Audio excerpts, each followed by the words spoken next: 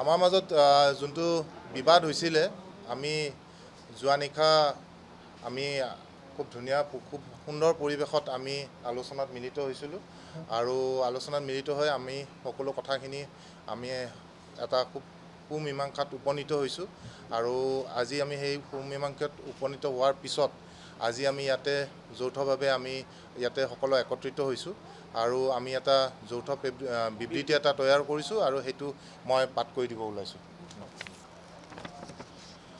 যোৱা 16/4/2025 তাৰিখে পূব গুৱাহাটী বিহু সন্মিলন মঞ্চত অসমীয়া জাতীয় উৎসৱ ৰঙালী বিহুৰ 64 সংখ্যক সমাৰোহ উদযাপন মঞ্চত নিশা শিল্পী দিগন্ত ভাৰতী ভাস্বতী ভাৰতী অনুষ্ঠান পৰিৱেশন কৰি থকা সময়ত অনাকাংক্ষিত আৰু অনাস্বীকৃত উদ্ভৱ হোৱা পৰিস্থিতিৰ বাবে আমি সন্মিলনৰ বিপুল তালুকদাৰ আৰু সীমান্ত থাকে দুখ প্ৰকাশ কৰি ভৱিষ্যতে যাতে এনে পৰিস্থিতিৰ পুনৰাবৃত্তি নহয় তাৰেই কামনা কৰিলোঁ।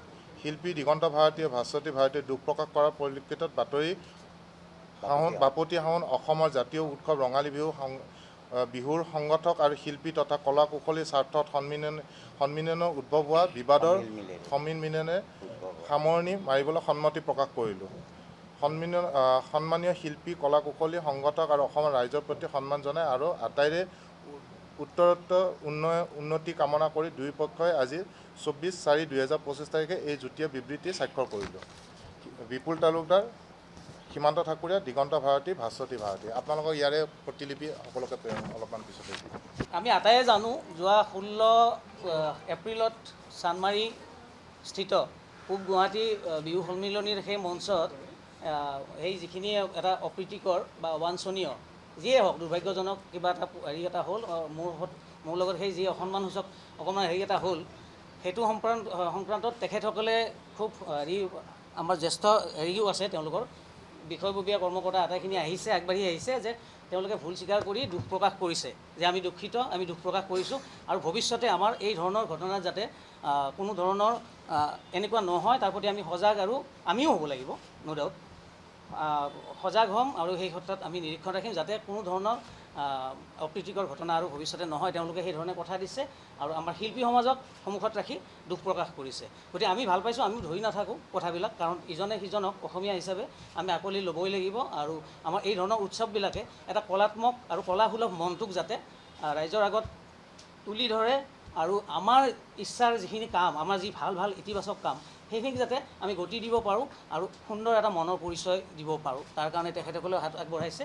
আমিও আমাৰ এছ'চিয়েশ্যনৰ ফালৰ পৰা ফিল্ম ফেটাৰ্নিটি অফ আছাম চলচ্চিত্ৰ সমাজ আৰু শিল্পী সমাজে তেওঁলোকৰ এই যি ভুল স্বীকাৰ কৰি যি দুখ প্ৰকাশ কৰিছে সেইটোত আমি আকৌ আগৰ দৰে আদৰণি জনাইছোঁ আৰু এই মিটমাতেৰে আমাৰ সম্পৰ্কটো আগৰ দৰে হ'ল বুলি আমি ঘোষণা কৰিছোঁ। নহয় তেনেকুৱা হ'ব নালাগে কাৰণ সিদিনাখন আমাৰ হৈছিল কি তেখেতক আমি নিমন্ত্ৰণ কৰা নাছিলোঁ, আমাৰ কৰ্মকৰ্তা এজনে উঠাই দিলে আৰু তেখেতক নিমন্ত্ৰণ কৰিলে তেখেতে হয়তো সেই ক্ষেত্ৰত সজাগ হৈ আহিলেহেঁতেন। মই আলহী হিচাপে গৈছোঁ, মই দৰ্শক হিচাপে গৈছিলোঁ, গতিকে তেওঁলোকে সেইটো ভুল কৰিছে, সেই ভুলটো তেওঁলোকে স্বীকাৰো কৰিছে যে সেইটো তেওঁলোকৰে মাজৰ কৰ্মকৰ্তাই মোক উঠাই দিছে, দিয়াৰ পিছত আৰু আন এখেতসকলে দেখা পাইছে যে ড্ৰেছটো তেওঁলোকৰ মতে হোৱা নাই, গতিকে তেখেতসকলে গৈছে মোৰ কেৱল আমাৰ আপত্তি বেলেগ একো নাই, নিয়ম থাকক, নিয়ম হ'বই লাগে। ড্ৰেছ সাজপাৰ যদি জাতীয় সাজপাৰৰ নিয়ম এটা কৰিছে এইটো বেয়া কথা নহয়, কিন্তু চুক্তিবদ্ধ শিল্পীৰ কাৰণে মইতো তাত দৰ্শক হিচাপে আছিলোঁ আৰু মোক তেনেকৈ তেওঁলোকে মৰমৰ দাবী জনাই কেইজনমানে উঠাই দিলে আৰু তেওঁলোকে আহি যি নমাই দিয়া যিটো প্ৰক্ৰিয়া মই সেইটোৰ লগতহে ক্ষুব্ধ হৈছোঁ, সেইটোতহে আমাৰ আপত্তি আছিল বা অসন্মানসূচক আমাৰ শিল্পী সমাজ জাঙুৰ খাই সেইকাৰণে উঠিছে যে নমাই দিয়া প্ৰক্ৰিয়াটো মানে হেৰি নাছিল, ভদ্ৰ আৰু হেৰি নাছিল, শিষ্টাচাৰী নাছিলে, সেইটোক লৈ পেলাইহে আমাৰ আপত্তি। অলপ যেতিয়ালৈ আমাৰ ওপৰত বৃহত্তৰ গুৱাহাটী সমন্বয় সমিতি আছে, সদৌ অসম বিহু সমন্বয় সমিতি, বিভিন্ন আজিকালি মানে ইংৰাজীত ক'লে আমব্ৰেলা অৰ্গেনাইজেশ্যন ওলাইছে, তেখেতসকলে সিদ্ধান্ত লৈ আছে, আমি ফ'ল' কৰি আছোঁ। যেতিয়ালৈ তেখেতসকলৰ লগত আমি আছোঁ আমি কৰিম আৰু এক অসমীয়া হিচাপে অসমীয়া জাতিৰ অংগ হিচাপে আমিও নিজে ফিল কৰোঁ ব্যক্তিগতভাৱে যে আমি জাতীয় সাজপাৰটো পৰিধান কৰাটো বাঞ্ছনীয়। নাই আছে সেইটো এতিয়ালৈ হোৱা নাই কাৰণ আমি প্ৰথমতে বিচাৰিছিলোঁ তেওঁলোকৰ দুখ প্ৰকাশ, তেওঁলোকৰ চৰি মানে আমি দুখিত, উই আৰ চৰি, আমি সেইটো আগেই বিচাৰিছোঁ। ইয়াৰ পিছত তেওঁলোকে পৰ্যায়ক্ৰমে সেইটো কথা আহিব, কিন্তু সেইটো আগত নহয়। আজিয়ে যিহেতু হৈ গ'ল মীমাংসা, আমি যিটো মাননি আছে আমি লৈ আহিছোঁ তেখেতক আজিয়ে হস্তান্তৰ কৰিম। নাই আমি আমাৰ জ্যেষ্ঠজনে কৈছে ইতিমধ্যে যে আমাৰ যোনটো পৰম্পৰা আছে যিখিনি আছে আমাৰ সেইখিনি বস্তু আমি অটুটে থাকিব, সেইটোত কোনো কথা নাহে, কাৰণ আমি সেনেকুৱা কোনো ইয়াত বিতৰ্কিত কথা অহা নাই, কাৰণ আমি তাত জাতীয় সাজপাৰ পিন্ধিব কৈছোঁ, জাতীয় সাজপাৰ পিন্ধাটো এইটো বৰ বিতৰ্কিত বিষয় নহয় বুলি মই ভাবোঁ। নহয়, এডামেণ্টৰ কথা নহয়, চাওক নহয়, ইতিমধ্যে ক'লে আমাৰ সঞ্জীৱ লহকৰ ডাঙৰীয়াই ক'লে। আমি যিটো কথা পাতিলোঁ সময় লাগে, আৰু বিহুৰ পিছতে সকলো ব্যস্ত হৈ থাকে, আৰু কিছু আমাৰ কৰ্মকৰ্তা উজনিলৈ গুচি গৈছে, তেওঁলোকে ফোনেদি আমি কথা পাতিছোঁ, আৰু সকলোৰে সহমত হৈ কৰিব লাগিব। আমি উৎসুক, কিন্তু কি ধৰণে কৰিব লাগিব তেখেতসকলে কৈছে যে তেখেতলোকে জাতীয় সাজপাৰটো কৈছে, ঠিকে আছে, আমি সেইটোত হেৰি নাই, দ্বিমত নাই, কিন্তু যি ধৰণে তেখেতক আঁতৰাই আনিলে সেইটোতহে তেওঁ বেয়া পাইছে।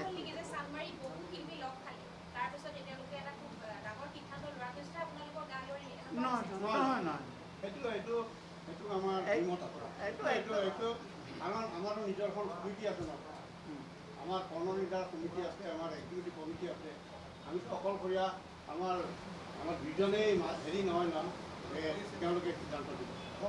আপোনালোকৰ যেনেকৈ সাংবাদিক সন্থা আৰু আপোনালোকৰ কমিটি আছে, একে ধৰণৰ কথা। এটা কথা সকলোৱে এইটো নিশ্চয় বিচাৰিব, বিহু অনুষ্ঠানত যেটা আমাৰ এটা জাতীয় অনুষ্ঠান, মদক সম্পূৰ্ণৰূপে যাতে আঁতৰাই ৰাখিব পাৰি তেনেকুৱা কিবা কঠোৰ সিদ্ধান্ত আপোনালোকে ল'ব নাই, কমিটিয়ে হওক বা বিহুৰ লগত সেইটো আছে, আজি নহয়, আজি 20 বছৰ আগতে আমি লোৱা আছে। ইয়াত কোনো সেনেকুৱা হ'ব নোৱাৰে, তাত এডভাৰটাইজমেণ্ট হ'ব নোৱাৰে, যিকোনো নহয়, ইভেন আমাৰ ঠাইলৈ মঞ্চত উঠা নাই, সেইটো হ'ব নোৱাৰে। বাৰম্বাৰ এনেকুৱা ধৰণৰ অভিযোগ আহি থাকে, এই অভিযোগটো বহু শিল্পী যেনেকৈ অভ্য আচৰণ কৰা মঞ্চত দেখা গৈছে। যিহেতু শিল্পী আৰু আজি বিহু কমিটি একেলগ হৈছে, এটা সুস্থিৰ সিদ্ধান্তত উপনীত হৈছে, এটা সিদ্ধান্ত ল'ব পৰা যায় নেকি যে বিহু কমিটি এনেকুৱা বস্তু নহয়, মানে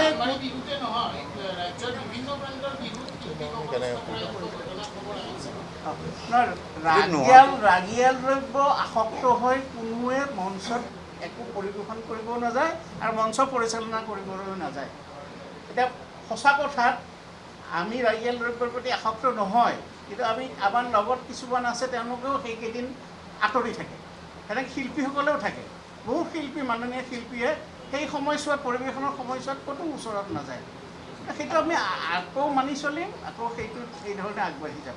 যিকোনো খবৰৰ বাবে যোগাযোগ কৰক 7099017330 লগতে 7099017110 নম্বৰত।